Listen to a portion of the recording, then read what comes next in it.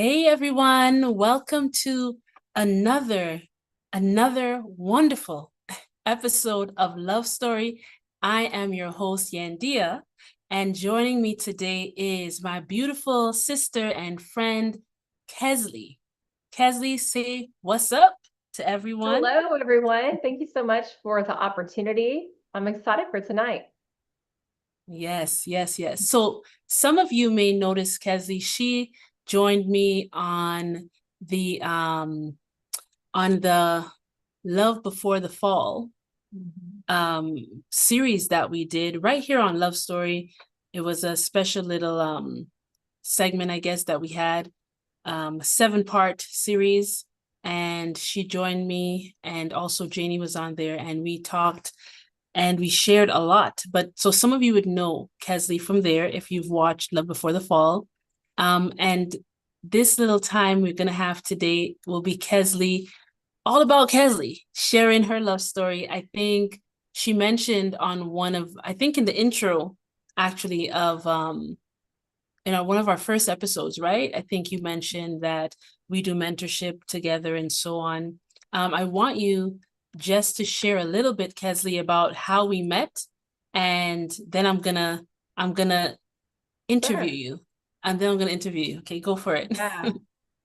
So this was almost exactly a year ago now, a little bit more than a year ago, that my husband was really into exploring closer to life experiences, as I know Yandea will call them, or NDEs, near death experiences. And he was watching all these different videos and podcasts from people who had, been over to the other side and came back. And he came across a podcast that had you, Yandea, on it. Yep. And he was just so like intrigued and his eyes open, and the way that you talked about love and unconditional love and just being present in love, Yes. he was really moved by it. And he's like, I know you don't watch all of these with me, but you have to watch Mhm. this one. You have to watch this one. Like you at the time, and it's still like love has been a guiding force, a guiding principle for me ever since I really like woke up spiritually. And just the way you talked about it, he knew that something about it would resonate with me. Mhm. And I watched it. I was just as like intrigued and interested and just learned so much, opened my mind.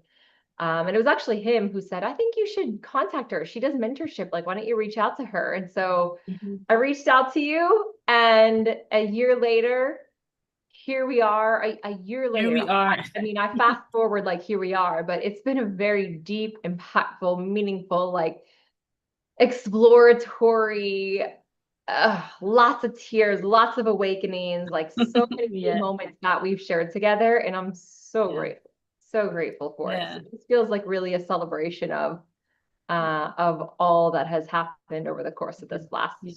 year, and maybe I think about a month. I think we started in July last year, actually. That's crazy. It does not Yeah. if you asked me, I wouldn't even, it doesn't feel that long. Yet No. it feels like I've known you forever, Yeah, like we've you known each know? other lifetimes, probably. Yeah, for sure, for sure. Oh, I love that. And so, for me, going through the mentorship program with you, it's obviously I've come to know a lot about your life and your journey. So it's nice because I get to interview you today, and and I get to share through the questions, having you share with your answer some of just the amazing ways that love has touched your heart. So I'm thinking of, wow, like, which question do I want to ask her first? Because there's just so many gems in your journey. And like you said, it's been a year that we've been together, a little over a year, but there's been so much.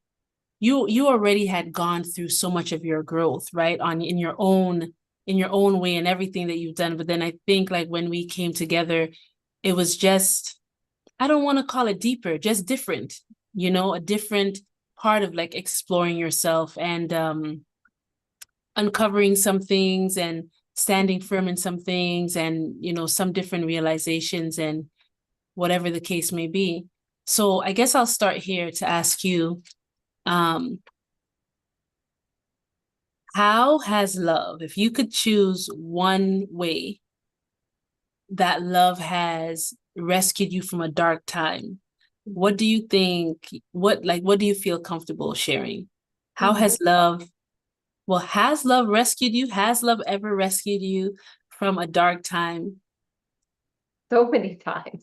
I mean, so many times. I mean, even to start with where we left off with the mentorship, there were so many times where I would show up to a call and just your love and the way you spoke and the way you helped me reconnect with the love in myself, that would be an example. So if I think of like any time I went through a dark time, whether it's a moment or a period of time, it's only love that can bring us out of that. It's only love that can bring us out of it. So thinking of examples and things I feel comfortable sharing would be very easy. I would say probably the darkest and the most impactful. I shared little bits of this on the podcast, but I got married very young, in my 20s, and went through a divorce in my late 20s. And that was by far the darkest period of my life, because it felt like there was a pulling away of love. It felt like there was once love, and then all of a sudden this love is gone. And that was so difficult, because the source of love that you've depended on, when that's removed or shaken, I should say. I think when you love someone, like, the love never goes away. It just completely changes form when you go through something like that and the expression of it. And so what it did, though, when I think about how love saved me from that, it opened my eyes to all the other sources of love that were around me. I mean, there were certainly my parents, who were very present and really helped open my eyes to the fact that I was like fading, like the woman that I was, or even the girl, you could say, at that time that I was, like, she was, my dad actually came to me and said, like, you're a shell of your former self. Like, you are no longer like the light you is like. And my dad, like, he doesn't say much, but when he does, it hits hard, like on personal things. He was able to like make my own decisions. But when he said that, Kesley, you're a shell of your former self, that was love. Like, that was a truth that came to me in love. The way my mom that's right, sit there and like hold me, and just tears coming down, right? Like, that was love. I had so many friends that showed up for me that were like sisters to me. The most the love, like, I always knew that those sources of love were around me, but I wasn't as grateful for it as I was until I went through that time. But the deepest forms of love that I really came into during that time were self-love and my relationship with spirit, God, universe, source, whatever you want to call it. Because before that, it was like, I love myself, or I believe in God, I go to church. But it was never like deep, like actually having to like walk in that and knowing that everything was going to be okay because of what I had inside of me, and because of my relationship with something beyond me. And so that was like the real love story that I think was triggered from that was that it was my spirituality, but most of all, it was me starting the journey. It was a long process. It's still a process of really getting to know myself and falling in love with who I really am. Because before that, it was just mask upon mask upon mask, and I didn't even know that they were masks. I thought it was me. So yeah, that's how do you okay, put it this way, what do you say to somebody? You just said something so profound. I didn't even know that these masks were not me. I thought they were me. What do you think, like, how can you determine what's you and what's a mask? Like, what would you say to someone? Can you give one thing? I know I'm kind of putting you on the spot, but can you give one thing that can help someone determine mask and me? I had to, two things. Number one, I had to turn my emotions back on. I mean, the first thing, like my inner guidance system was completely turned off because I was Wow. uncomfortable feeling up until this point in my life where I couldn't stuff negative emotions down anymore. I just cracked. Wow. It was like, Wow. because I was so afraid to feel, I couldn't feel when I was out of alignment. And Mm, my whole thing in life was just keep going, get out of bed every day, keep going, set another goal, yes. run a Yes. marathon, do a fitness competition, get a promotion. It was like just more, more, more, more, more. So much to the point Yes. that it became me thinking about who I needed to be Mm, to earn love as opposed to like really allowing myself to feel love. Or even when I knew that something wasn't right, or I knew it was out of alignment, I knew it was something I didn't even really enjoy. yeah. I'm Yeah. saying I knew, now I know, but at the time I The didn't know time it because is. it was just like, Yes. this is just what I have to do. This is just who I am. Wow. This is the identity, the mask that I need to wear in order to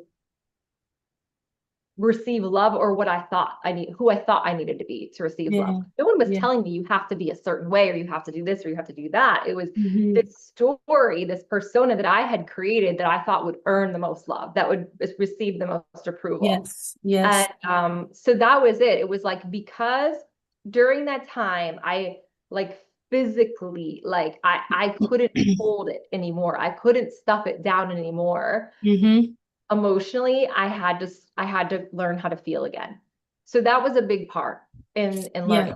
Emotions are not the enemy. It's what we do from emotional spaces Mm-hmm. that creates the challenges in our life. It's not the fact that Mm-hmm. we feel them.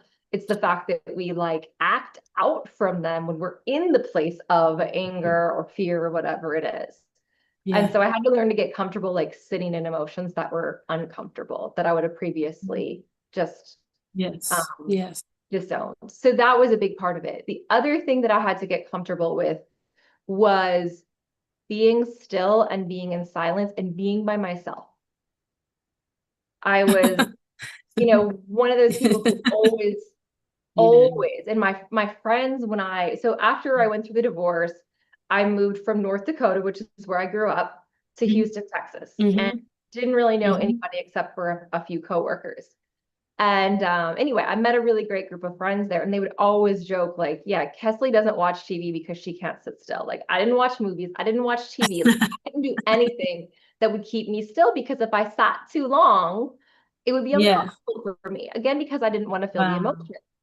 So I never Jeez. really like learned how to process my own thoughts, my own inner dialogue, how to hear my own inner self, or how to hear God. Like I never learned how to do these things. So yeah, that's where I would say to start is, number one, you gotta feel your emotions instead of blocking them. And number two, you have to get comfortable enough where you can sit in stillness and silence. And yes, I think meditation is amazing, and that came much later. That Later. Yeah. in the beginning, but the beginning step was like, even to be able to go for a walk and not have to be distracted by something, and be able to just be at peace and listen to your inner. Mm-hmm. Mm-hmm. That was Mm-hmm. though that was a huge step for me.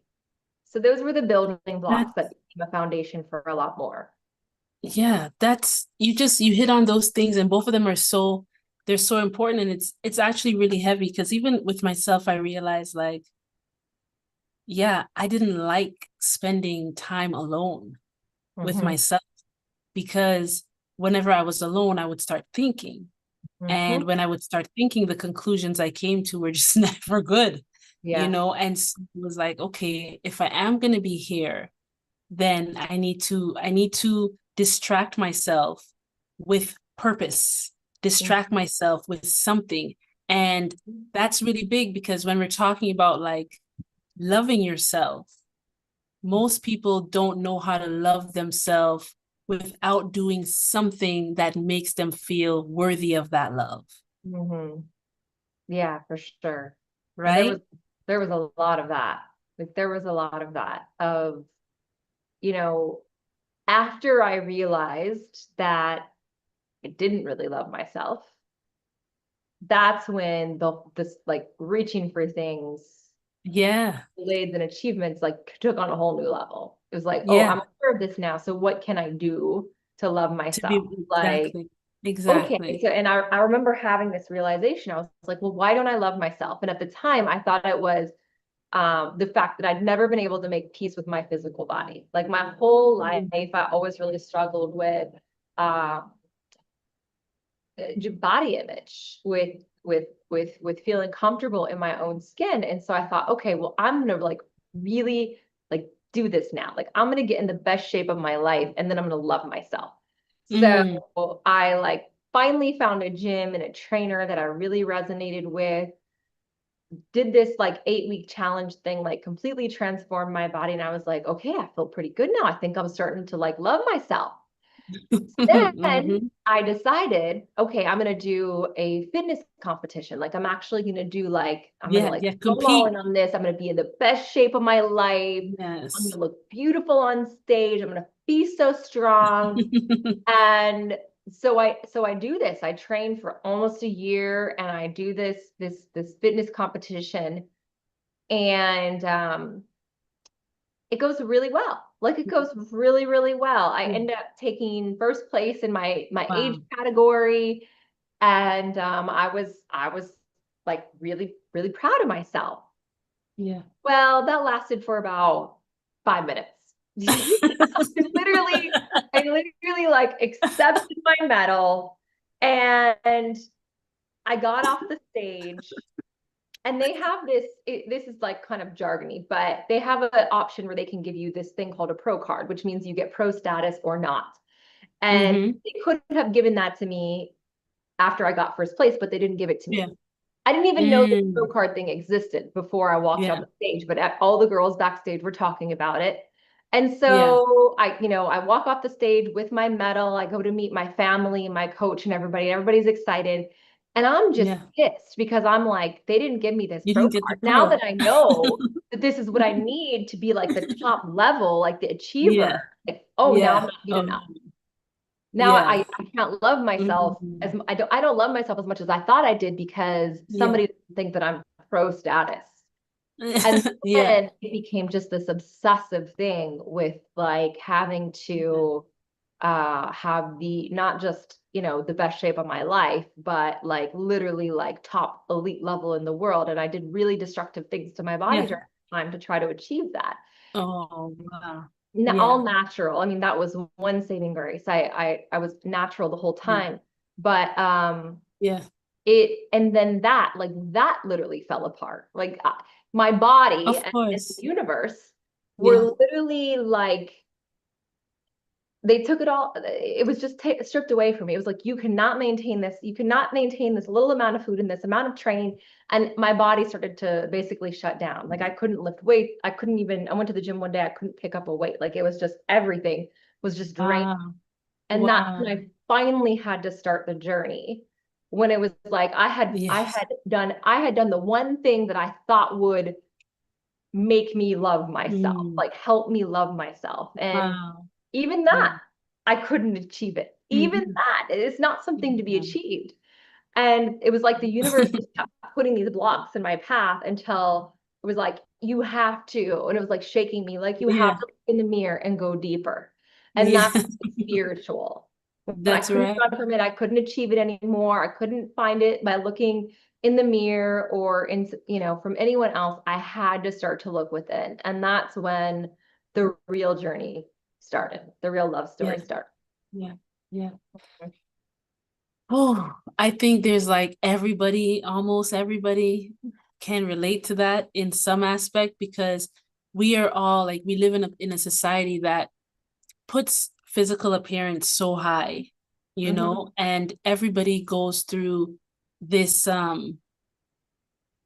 this battle, right? With Yeah. like rating ourselves on how good we are, how Mm-hmm. acceptable we are, how beautiful we are, how anything, how worthy of love we are. And sometimes it's most times it's tied in with our appearance. I was telling my hubby the other day, we were talking, and I don't even remember what started the topic, but I was telling him about how whether somebody um gives a negative compliment or a positive compliment, like they're both dangerous, right? Like in a Yes. sense, they're both dangerous because I was sharing that when I was younger and going, like I remember going to school and everything, and I kind of started my modeling career young, and um I would be looking at girls who maybe had like, they didn't have like the healthiest looking skin, or just whatever, right? Maybe they weren't in shape and all this different stuff, and I would be looking at them and like seeing this one girl with her boyfriend, and he's like loving her, right? Like all over her, and she has like, maybe she has like acne and whatever the case, not the most like luscious hair, or whatever, she's just, and he's loving her, and I'm like, she's so lucky. Mm-hmm. She's so like, I'm like sitting there just like, this girl is, she doesn't understand how lucky, she's like the luckiest girl in my eyes, because this man loves you, and it's not based on the perfection of your body or your hair or your face. You get what I'm saying? Like you have what you have, and he accepts you and loves you, and he's not even trying to look at me or any other woman. Like he's into you, and he loves you for you. And I was like, it doesn't matter how many people say to me, yeah, oh, you're beautiful. It's like they're not seeing the real me. Yeah. That guy is seeing the real you. And Mm-hmm. so there are some girls who go through life, some women who go through life, same thing, modeling, doing all this stuff, and they have people tell them they're beautiful all the time. And because they don't have the awareness of how fleeting that is, they're Yes. in a place of joy, and they're like all into themselves. I never got to experience that because I was always aware of how fleeting that stuff. I was always aware of like, this is a shell. Mm. So I never got to enjoy like any of that ignorance. You know what Yeah. I mean? Mm-hmm. It was torture actually, because Yeah. it's like you go out, and then there's a part of like, okay, if I just go out without my hair done, if I just go out without makeup, if I just go out just as I am, like, would people still say all the things they say? What if I gain a little bit more weight? What if I don't wear this? What will they still, and it Mm-hmm. keeps you on this place of like always looking like you're on the frigging catwalk. You Mm-hmm. know what I mean? So it's not, when we're on one side of it, we're thinking like, these people have it so great. Those people on the other side are looking and being like, they have it so good.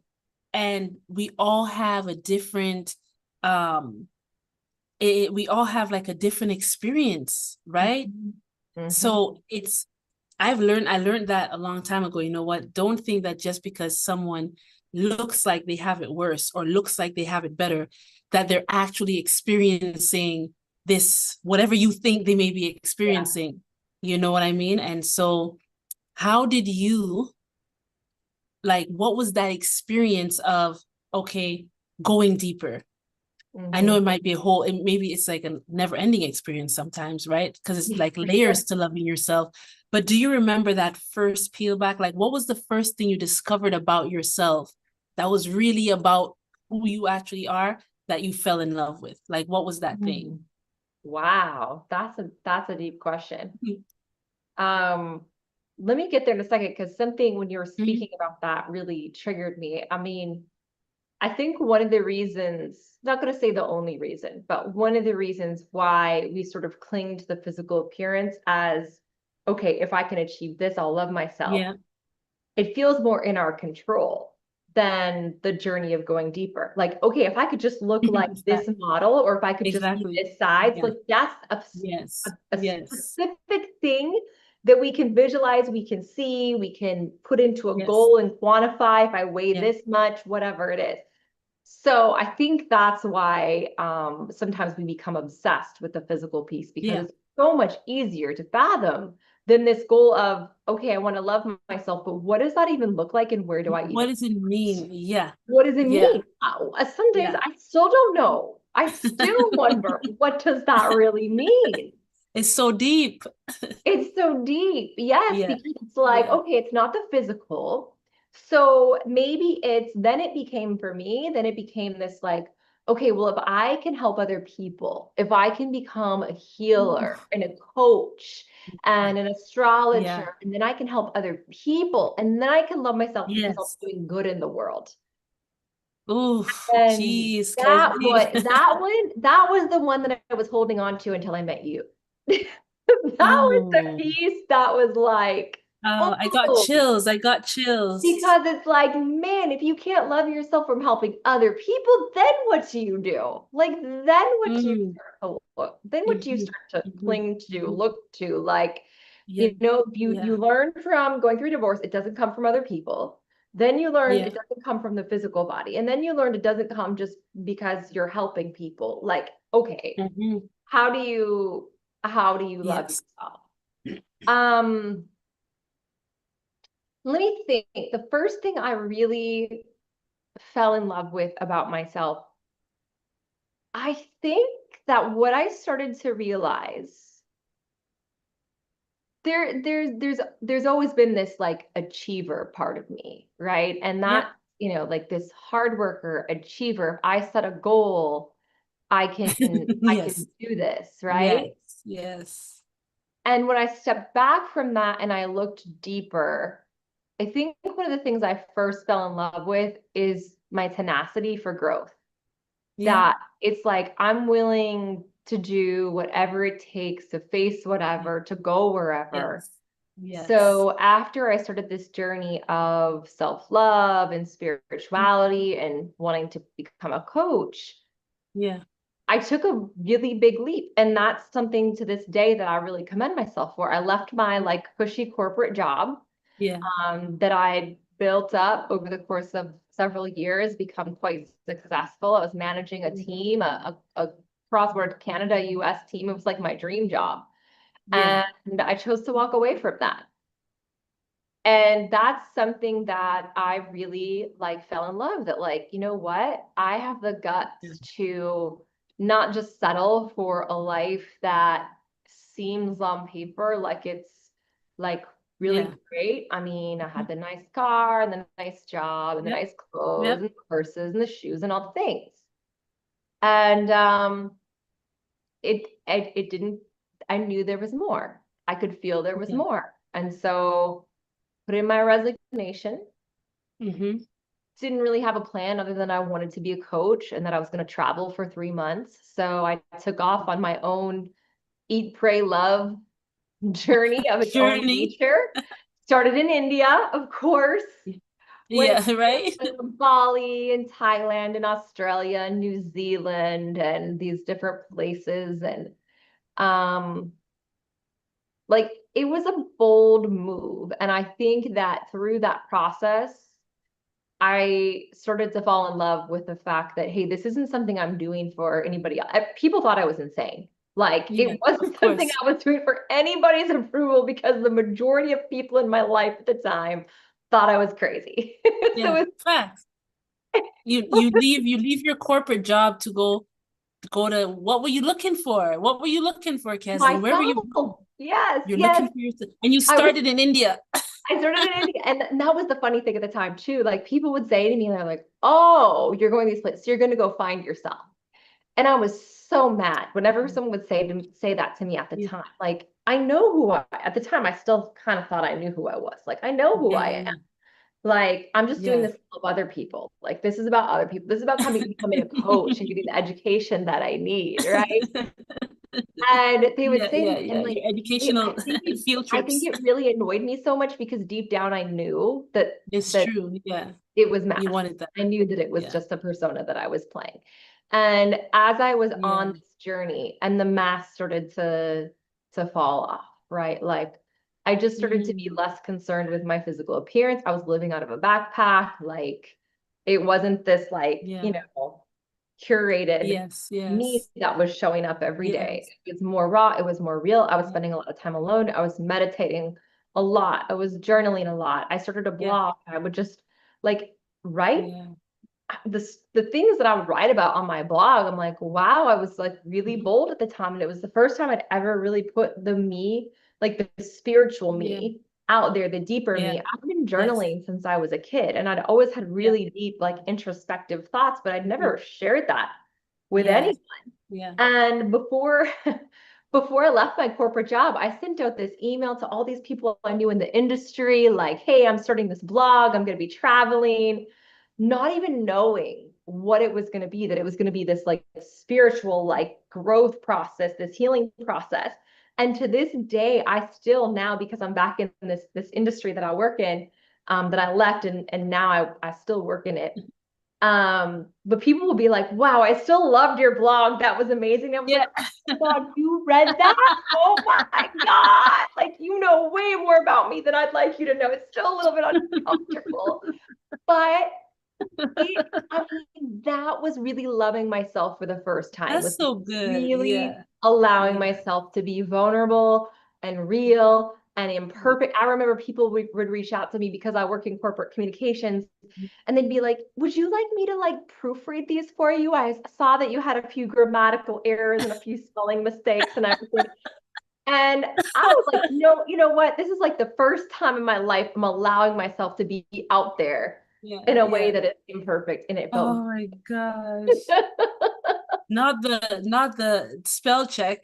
not the spell check. I mean, things that spell check didn't pick up. I don't know what it was. Maybe I didn't even Yeah. do the spell check. Who knows? I don't Who remember. knows? Who But it cares? just felt so good to be Yeah. able to be imperfect and not Yeah. have anyone telling me like, hey, that's not AP style or whatever, Yeah. Yeah. So Yeah. Yeah. it Yeah. was a Yeah. Yeah. very, very freeing time. And through allowing myself to be more authentic and genuine and real, Yes. I Yes. started to fall in love with just, I think it was the growth. I started to realize I was more than this like corporate persona that I had worn for so long, that there really was like a Mhm. very spiritual side to me that I'd never really um experienced or allowed myself to Yeah. experience before. Yeah. So Mm-hmm. yeah, I hope that answers your question. No, that's so great. But what I wanna know is take us a little bit on the journey, because now I'm in it, right? Now I'm in this journey with you. So Yeah. like you travel to all these different places and you're searching for yourself, right? Mhm. You don't necessarily know you're searching for yourself. Within yourself, you're searching. But Yeah. really your reason for doing this trip is, it's your field trip. You're trying to gain Yes. information, so on. So you could be the best coach and healer that you can possibly Yes. be, right? Exactly.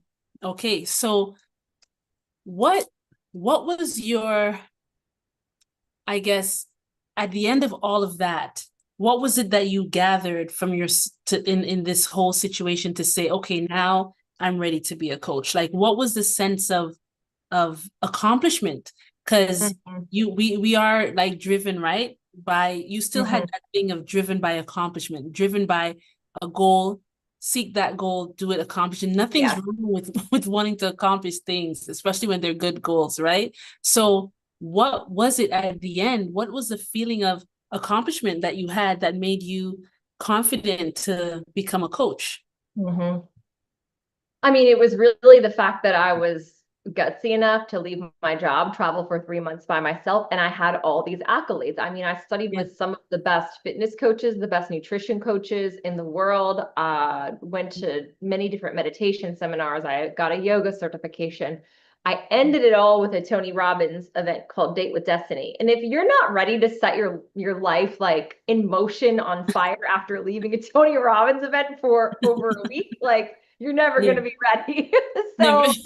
So yeah, I will give Tony a lot of credit for like helping me like really with the be ready. Um, Yeah.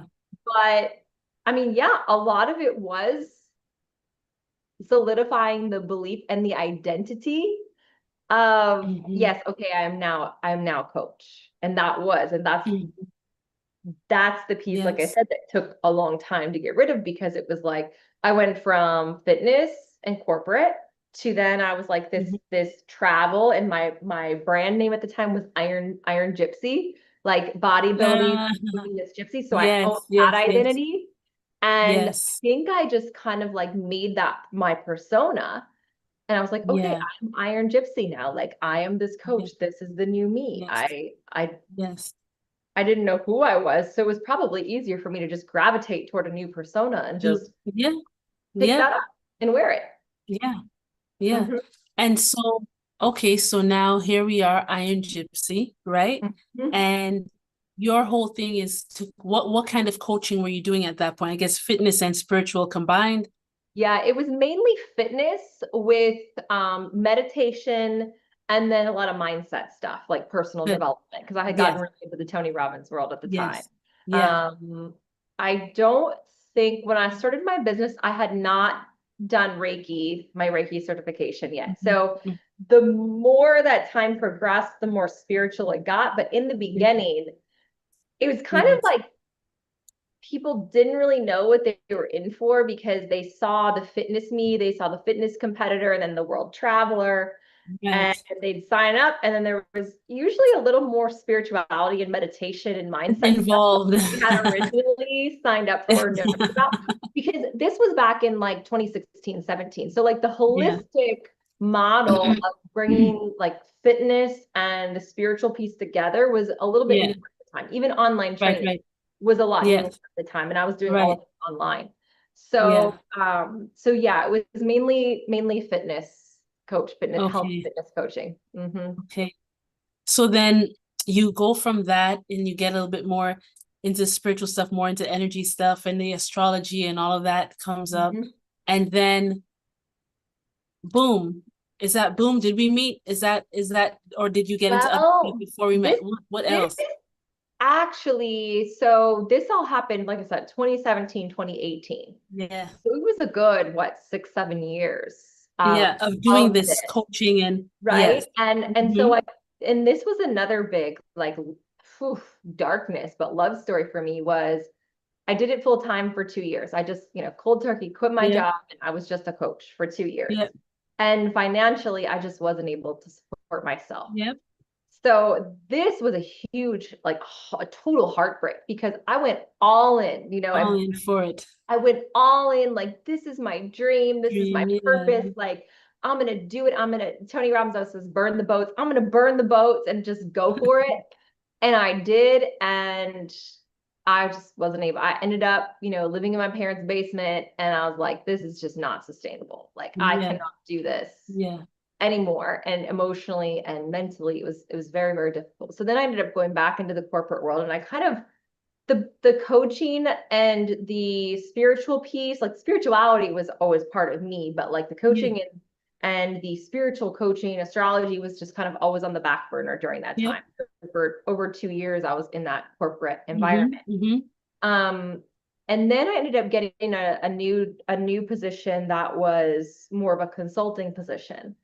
And then that brought it back sort of front and center again. Okay, I can make my own hours, like there's more flexibility. But Yep. I really put the pressure on myself. Okay, I've got to do this. I can't Yeah. give up on my dream. Like I've got to Yeah. figure this out. And that was like 2 years. I became a mother during that time, met my husband. A lot changed. But yes, then we met. Hmm. Hmm. So by the time you and I met, you had gone through all of this. You brought yourself back to being in corporate, but now you're in corporate kind of like on your own terms. Yes, And exactly. you're able to bring a different flavor, right, Mhm, to it. mhm. And to this day, that's where you're doing both, right? You're doing coaching still, and you have the corporate work. But your corporate work is different from before. Right.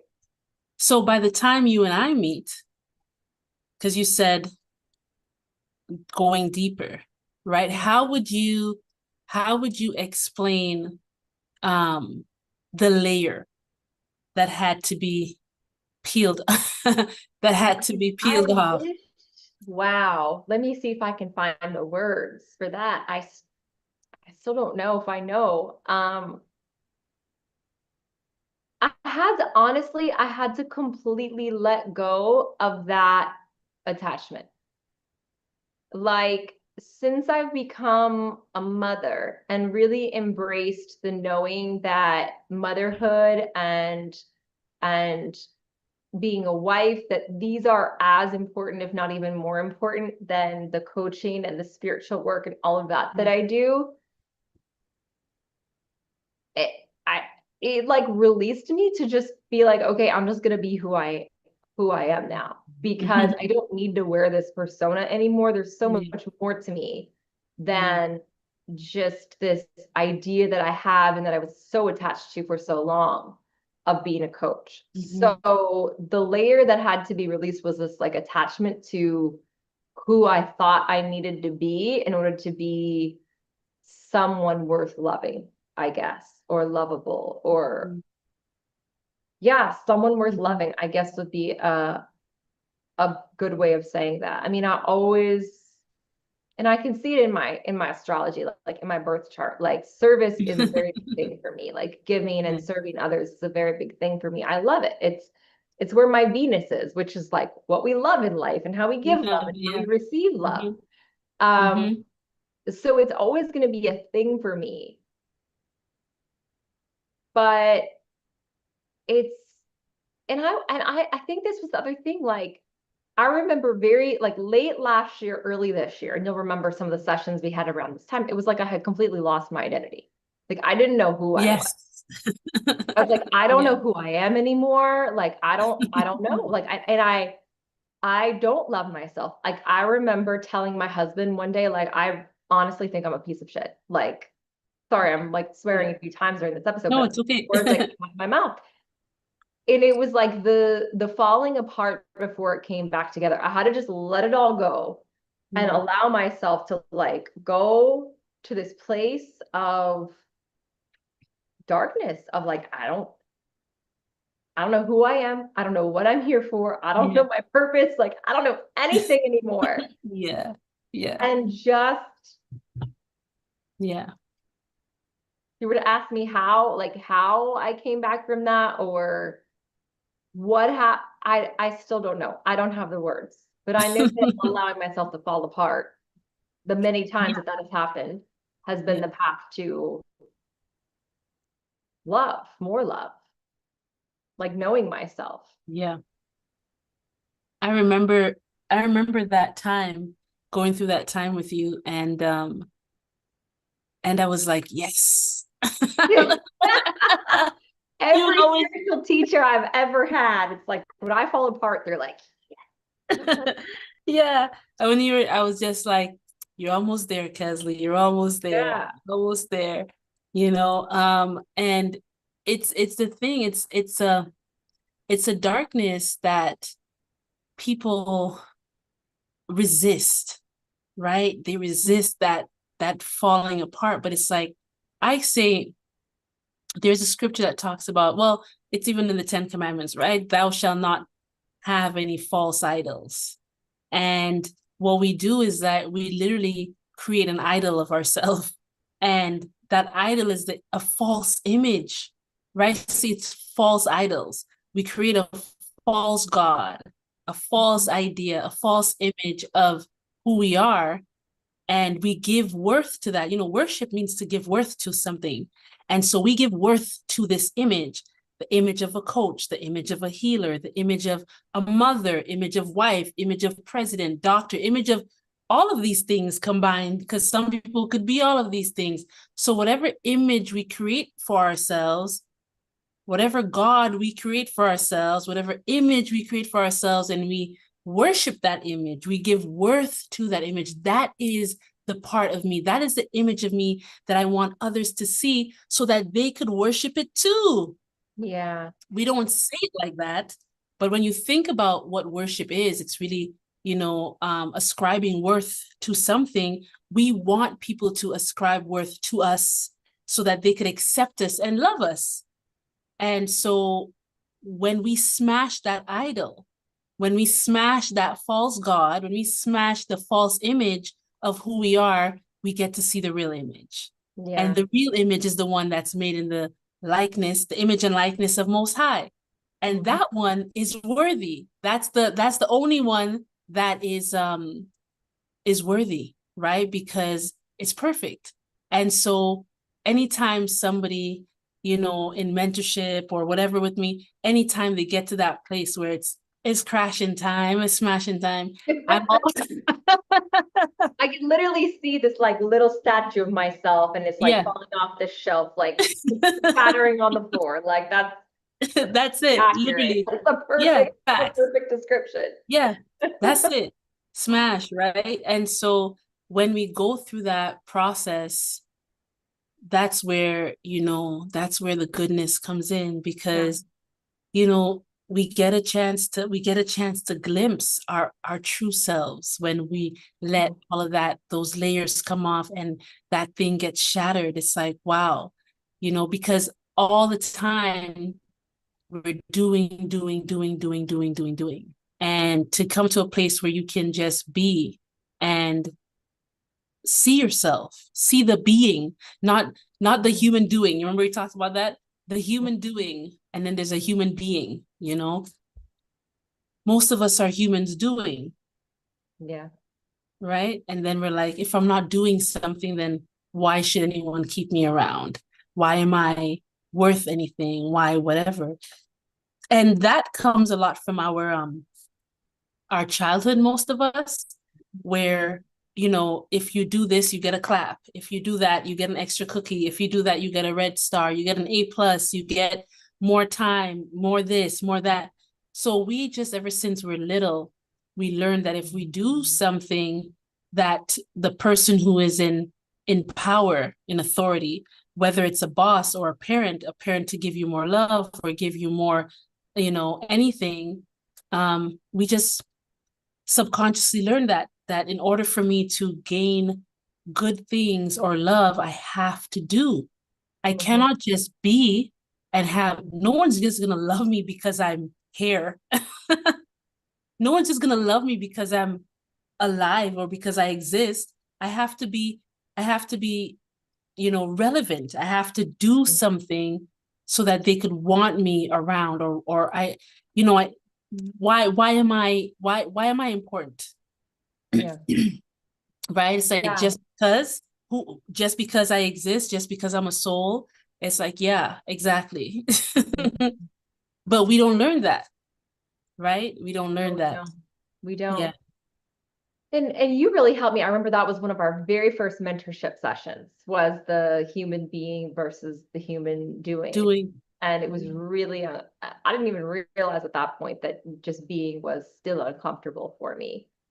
Um, but it really helped me to step back and look like, okay, who do I really enjoy being, not doing around, like being around? Yeah.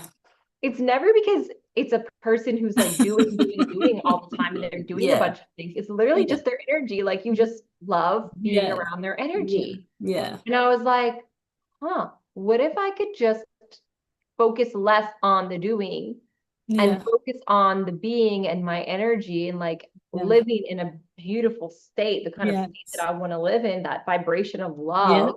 Yeah. That was our big thing when we started is like, I want to be in a state of unconditional love all the time. Yeah.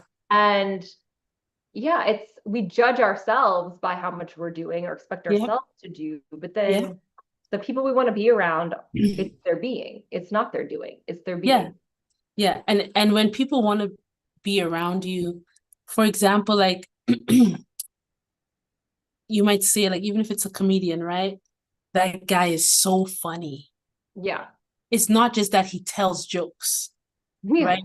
A person could have a paper and what are you doing? I'm telling jokes. Okay, you're doing that, but you're not funny. Yeah.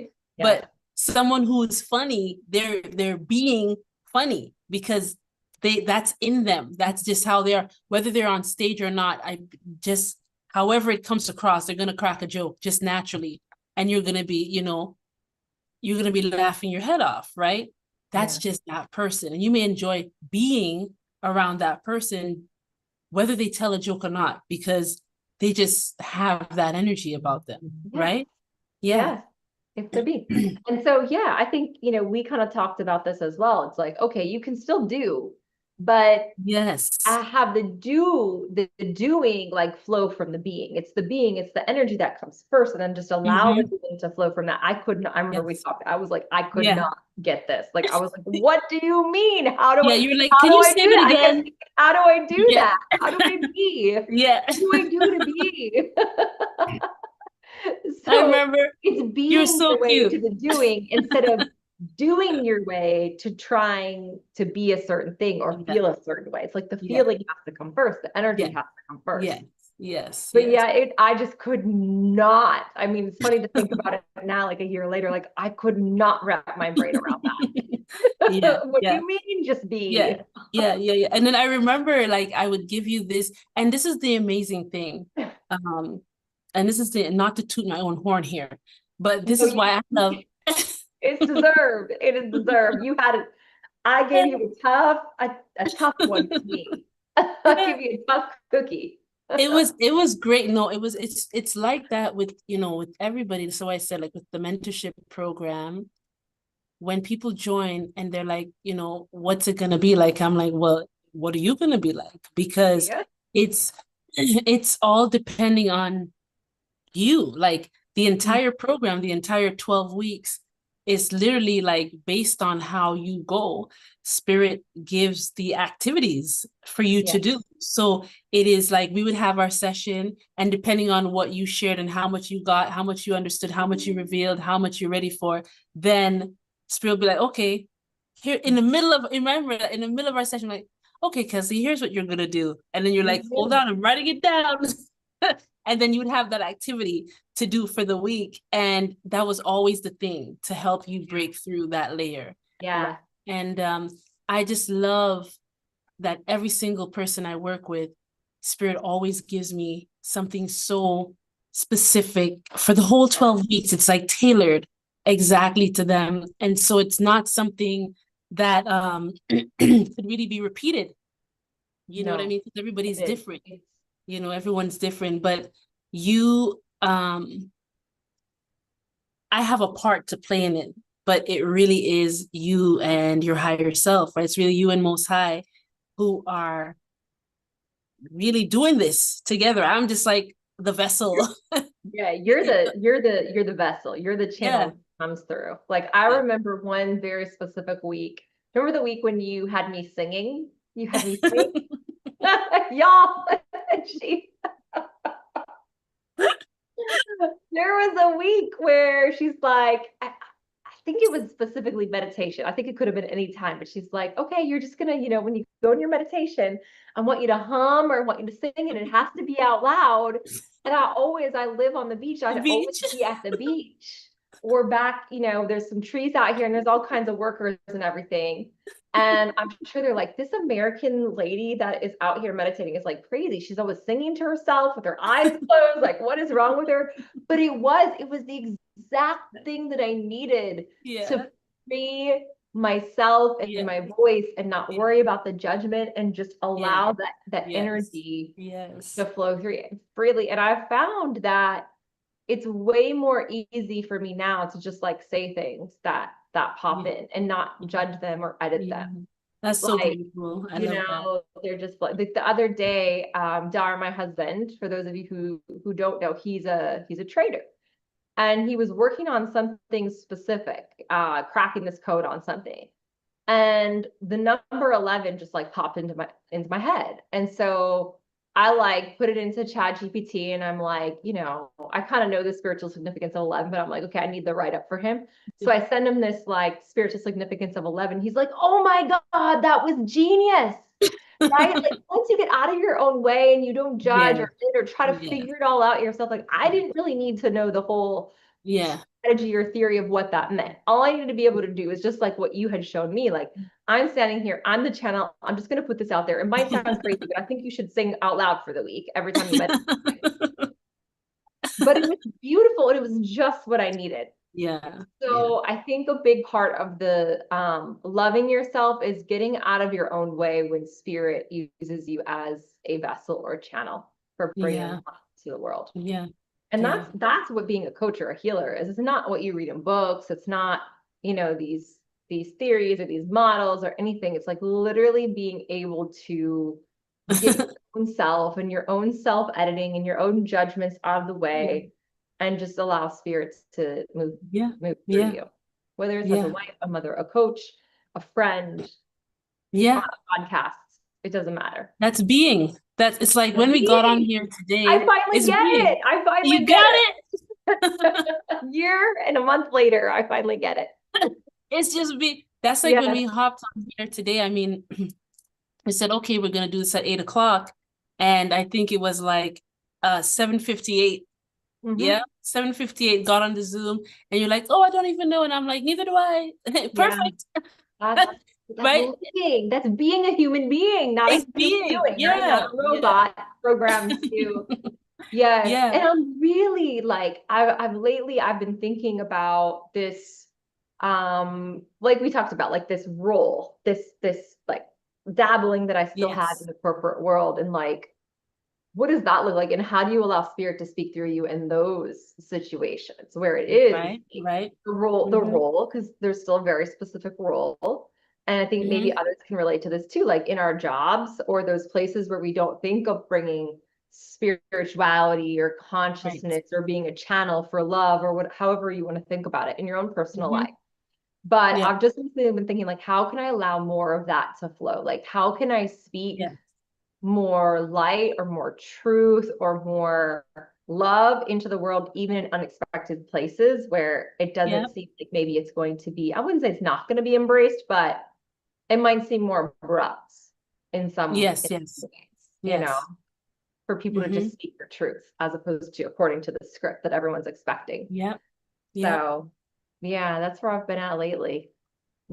Well, you know, you already said it. It is just being. Literally, when you realize that, okay, I think, and we talked about this before, it's like, I don't have a plan. Like, you know, I'm meeting with the client, I'm meeting with anybody. I don't, like, people contact me, they see maybe the same stuff that you guys saw, right? They see like one of my Closer to Life or NDE interviews, and then they contact me and they may say, you know, I have this and that happening in my life. I saw you on YouTube. Can you help me with this? Right? A lot of people want to contact people from the other side. And I'm like, I always tell them, listen, I'm not a medium, right? I have never one day in my life ever sat there and said, I want to contact someone who's passed away. Like, I've never done that. What happens is in being. And simply being. Even if somebody comes to me, like, they'll say, I'm injured, this is hurting, this, whatever. I'm like, okay, you can come, I'll check you out. But I am not going to be using any energy of mine to do anything for you. I make myself available for if you're in a place where you're able to and want to raise your vibration, I'll hold a high vibration that you could entrain your vibration to. But it's not ever going to be me enforcing anything on you. Right? Because that's not being. No. Right? You just holding a certain vibration. The vibration is love. You hold that vibration of love. Your desire is, when this person comes to me, so whether it's corporate, whether it doesn't matter where you are, when I'm in this environment or dealing with this person, my communication is, okay, Most High, here I am. Here this person is. What do you want me to do? It could be fill out that invoice. You know what I mean? It could be very just work stuff. It could be tell them this, share with them that. I mean, I've worked before I became an entrepreneur. So that's like, geez, it's been over, how old is Micah? Over 20 years now. Wow. I've been an entrepreneur. But before that, I worked in an accounting department, and I used to be getting messages all the time for people who work there. And that's just because that's where I was most of the time, right at work.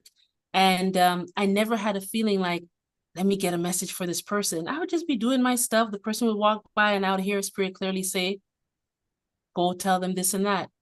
When she passes back, tell her this and that. Tell him this and that. Sometimes it would be, go to the washroom. I'm like, I don't need to pee. Go to the washroom. I go to the washroom. There's someone in the washroom crying. Like all sorts of, then it's like, there, that's why you have to go to the washroom. It's so you don't have to think about, how do I help this person? Yeah. You just have to have a heart of, I am love. Not I want to love, not how do I love, but just be love. I am love. Not how do I be love? No, no, you can't have that thought. Yeah. How do I be love? Then you're trying to do something to be love. You just have to know, I am love. I am love. So wherever I am, if that person, if any part of that person wants to experience love, I am available for them. That's it. If you wake up and you never have any interaction with anybody and you walk past 1 million people and you get home, you had a great day. That's so true. Love walked through, and if somebody wanted it, it would have stopped love, because love is open to giving. So whether you walk through a crowd of 1 million and you stop 1 million times and help 1 million people, or you walk through a crowd of 1 million people and you never stop once, when you get home, you're still love.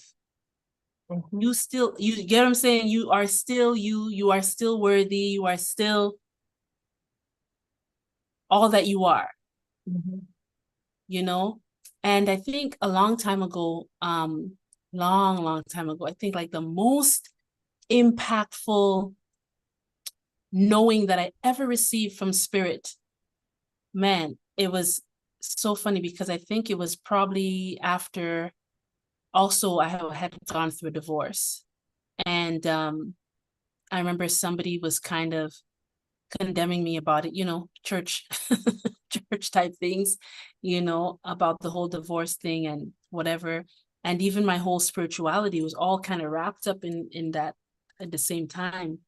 And I remember Spirit saying to me so clearly, I received this message that, because I was saying, you know, what do you want me to do? Like, stay in this thing, leave that thing, like whatever. And then I received this message so clear.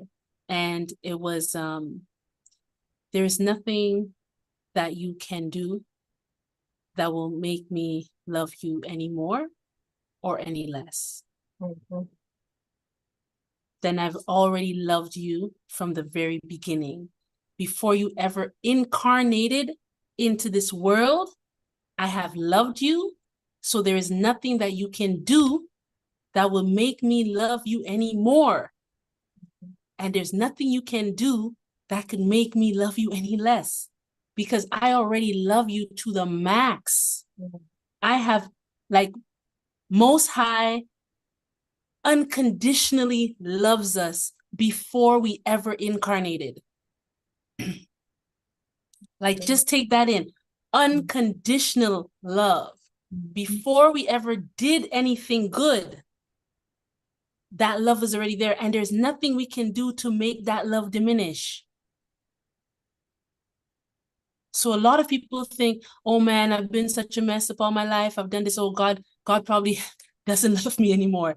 No, you're thinking about your earthly mother, your earthly father. You're thinking about the people around you who themselves are learning what love is or are not love, don't even have a clue.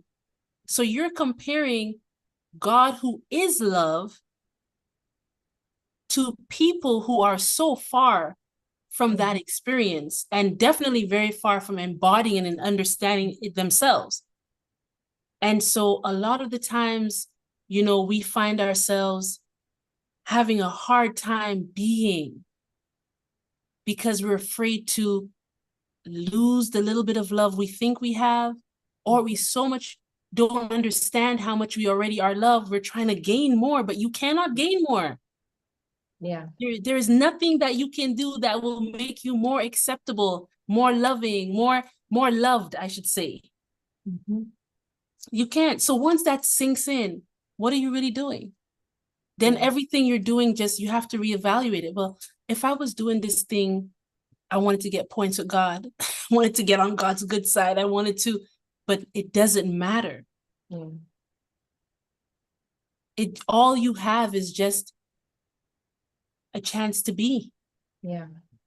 Because even if you did all of these great good things and people on earth worshipped you and like loved you and everybody had a picture of you in their house because you are the most loving person, when you close your eyes and you go to the other side, there is one who knows who you really are. Yeah. And the people may not see who you are, but there's one who knows your heart and will know if all of these things you did came from love, or if they came from so much a lack of love. You get what I'm saying? You did all of these things because you so lacked love within yourself, and for yourself, you were so busy doing all these things. Yeah. So you can't hide that. When we leave, we cannot, it's nakedness. We are just naked before the all-knowing one. And it's not only an all-knowing one outside ourselves, it's within ourselves. Yeah.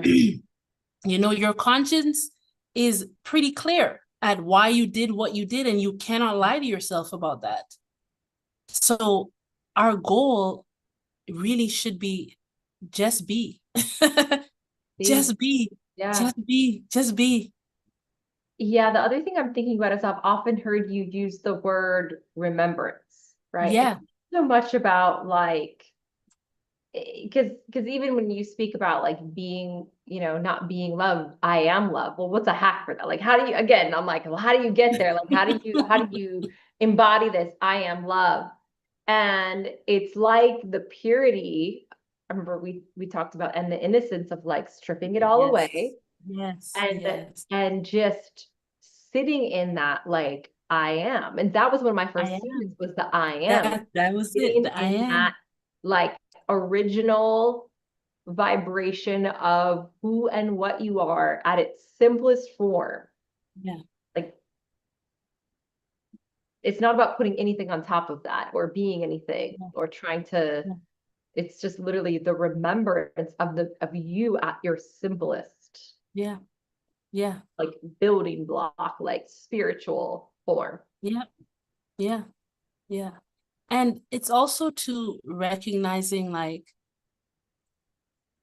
anything you want to be and do, you actually can, if you really want to be or do it. So then why box yourself in to being or doing like one thing? You get what I'm saying? Like, why box yourself into being or doing one thing when you could just like, I am that I am. And what that is whatever I need to be in the moment, I am appropriate. Right? If in the moment I need to be healer, then I am. If in the moment I need to be friend, I am. If in the moment I need to be mommy, I am. In the moment I need to be lover, I am. In the moment I need to be whatever, I am. It's true. In the moment I need to be quiet, I am. In the moment I need to be loud, I am. In the moment I need to, you get me? So it's like, just, I am that I am. Just like I said, walk through the crowd of a million. And maybe for the first person, what are you there? Just allow. It's such a better experience to be free. Yeah, it is. Just to be free. Because sometimes our own labels are like chains that bind us, and they are like walls that, block us in. I agree. Yeah. So it's a beautiful thing to, experience and to be a part of your journey, Kesley. Thank you. Been, you did, I told you, I said, like, I remember like, right, it was somewhere between that love before the fall. When you had like your big, I don't know, I think it was like your big breakthrough. I had another meltdown, another spiritual breakdown. And that was like it was so beautiful because you really, I don't like the word found yourself because I don't think you're ever lost, but I think you came into, you know, an awareness of your own power, right? Your own innocence, your own remembrance. It was like there was a click, click, click, that happened. Yeah, during that time. And it was just amazing. It was amazing to see, and to be there for your journey. Like I said to you, like, this is your doing. Nobody heals anybody. Nobody heals anyone. Like, as much as I say I'm a healer, like I've even made a video on like what exactly does that mean? And even spirit has called me a healer, but I know what that means. You get what I'm saying? I know what it means. I know that it is being a vessel and holding a certain vibration for somebody else who, you remember there's a scripture where Yeshua says to the lady, your faith, many times actually, your faith has made you whole. It's always the person's faith that makes them whole. It's always the person's own belief. It's always their own ability to raise themselves from one state of mind into a next that heals them. But you have to, if you are so-called a healer, your job is being a person who can hold that, almost like hold that possibility for them. Yes. Hold that belief for them. Like, I believe and I know you can be healed. If that is strong, then that person is able to be like, they believe, I believe it too. And if they're able to raise their, but it's them, because you could believe it, and unless they believe it, they're gonna leave. They're leaving the same way they came in. Yeah. If they believe it, they can hold and they can raise themselves. So the job of a healer really and truly is actually maintaining that level of whatever the outcome is that person is looking for. Is it possible? Can you see it as the healer? Can you see that person can leave? They came in a wheelchair, they could leave out of it, Can you see that? Can you hold that vibration? Can you hold that belief for them so that they could entrain themselves, energetically bring themselves to it, mentally bring themselves spiritually attuned to that? That's what you're doing. I totally agree with that. You're right. Like sometimes it's about believing first. And when they see that someone else believes in them, we start to believe in ourselves too. Totally agree with that. That's 100%. I mean, I remember in our mentorship when you were going through your waves, I'm like, Kesley, I see you. Like, you're so many times, you know what I mean? And it's because that I was saying exactly what I saw, who I see, you know what I mean? And it was only a matter of time, because I always tell people, like, we have our other, another group that you're also a part of, the I Am Higher Self group. And I've said it there, I think I've said it there maybe more than once, that out of all the people, and I have a lot of, no one who's watching this, okay, don't take offense. You shouldn't take offense. Be motivated. But I always say, and I feel no way saying, because it's the truth, I'm always like, Kesley has been one of the most amazing people to work with, because she is like that person who, she wants it. A lot of people want you to do all the work for them. Like, I can't do the work for you. You have, like, again, you heal yourself. And you have, that's why at the end of it, yes, I was a vessel, this, that, whatever the case is, but I'm no fool. I know that unless that person wanted to elevate, nothing was happening. So all of your growth and all of everything you've come to, it's been because you wanted it, and you stuck with yourself. I think the greatest display of self-love was the commitment that you have displayed to your own growth and your spiritual development and your remembrance. Listen, down times will come. Trust me. It's just integrated, you know what I mean, into life, and it's there for our growth also, but being able to understand that when those times come, you don't have to lose yourself again. Yeah. You just have to, you know what I mean? Like, you have a surfboard, it's called I am. You know what I'm saying? Just I ride like that, just ride that wave. You Yes. know, you take it. You know, the waves are gonna come, but can you ride them? Just ride it out. You Yeah. know what I mean? Experience it, whatever it is. It's a big swell, it's a little one, whatever, but just ride it out, you Yeah. know, and at the end of it, you will have something that you can share with someone. Because I always tell people everything, this is why we do this love story. There's something that you've gone through. It may seem small to you, but somebody watching, Yeah. somebody you'll encounter, that little thing that you think is nothing, it's so insignificant. Yeah. That's the answer to that person's prayer. That's like exactly what they needed to hear in order to go another day, in order to try again, in order to get, like, not give up, you know? So everything you shared today, Kez, I think there's a lot that can be gleaned from it. I think that, you know, you have demonstrated in so many ways how to be dedicated, you know, to your own growth and how to love yourself. Because that was the thing, to be like, how do you love yourself? Yeah. This is how. This is Mhm. how. You give yourself the room to grow and to explore, and you just keep going, Mhm. right?